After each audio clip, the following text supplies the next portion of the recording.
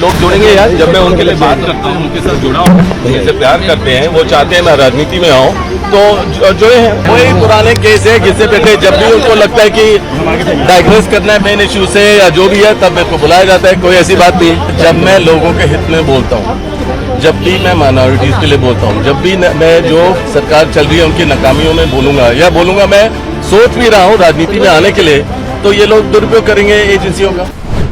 वाड्रा को ईडी का समन, बढ़ी tension. Gurugram land deal system की ढील, ईडी ने की पूछताछ। 8 अप्रैल को पहला समन, दूसरे ने बढ़ाई टेंशन।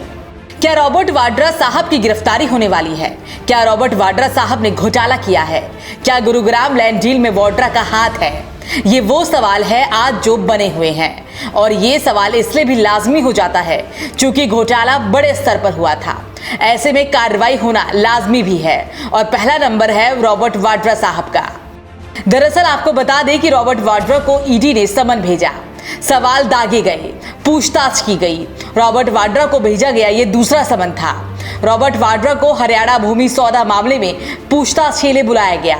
रॉबर्ट वाड्रा ईडी दफ्तर पैदल ही पहुंचे थे। जैसे ही आप इन तस्वीरों में देख पाओगे, उन्होंने अपने घर से ईडी दफ्तर तक पैदल मार्च किया था। रॉबर्ट वाड्रा का नाम इसलिए भी बड़ा हो जाता है क्योंकि रॉबर्ट वाड्रा प्रियंका गांधी के पति हैं। ऐसे में वाड्रा का नाम सामने आना कांग्रेस के लिए भी टेंशन की बात है। 8 अप्रैल को पहला समन, 15 अप्रैल दूसरा समन।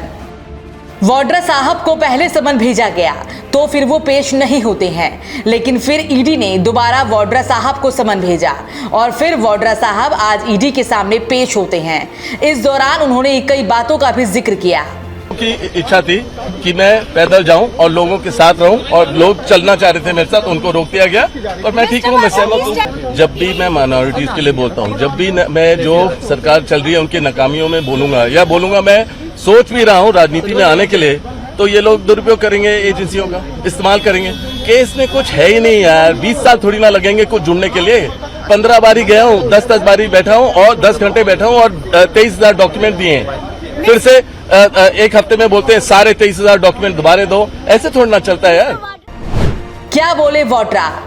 मैं जनता की आवाज बुलंद करूंगा, मेरे खिलाफ जांच एजेंसी का दुरुपयोग, मुझे कुछ छिपाने की जरूरत नहीं, मुझे चुप कराने की कोशिश करते हैं। दरअसल प्रियंका गांधी के पति रॉबर्ट वाड्रा जिस मामले में ईडी के सामने पेश हुए, ये 2018 का है। ये गुरुग्राम में स्काईलाइट हॉस्पिटैलिटी और डेलफ के बीच 3.5 एकड़ जमीन के ट्रांसफर से जुड़ा है। इसमें धोखाधड़ी और नियमों के उल्लंघन के आरोप है। रॉबर्ट वाड्रा हाजिर हो, ईडी ने पूछताछ के लिए बुलाया। हरियाणा के शिकोहपुर जमीन सौदे में समन। रॉबर्ट वाड्रा को इस केस में दूसरा समन। 8 अप्रैल को जारी समन में पेश नहीं हुए थे वाड्रा।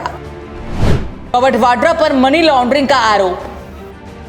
रॉबर्ट वाड्रा के घर से लेकर दफ्तर तक हलचल रही, चप्पे चप्पे पर पुलिसकर्मी तैनात रहे, सुरक्षा एकदम चाक चौबंद थी। वाड्रा से पूछताछ, सियासी मायने क्या? वाड्रा से पूछताछ पर सियासत आई। कांग्रेस नेताओं ने विरोध किया। चुनाव लड़ सकते हैं वाड्रा, कई बार चुनाव लड़ने की मंशा जाहिर कर चुके हैं वाड्रा कई बार चुनाव लड़ने की बात कर चुके हैं। ऐसे में बिहार में इसी साल विधानसभा चुनाव होने हैं और विधानसभा चुनाव से पहले वाड्रा को समन मिलना यह बताता है कि इस मुद्दे पर भी सियासी पारा चरम पर होगा। दुनिया भर के दावे किए जाएंगे और सियासी रोटियां सेकने का पूरा काम किया जाएगा। अब आपका क्या कुछ मत है इस खबर को लेकर, हमें कमेंट करके जरूर बताएं।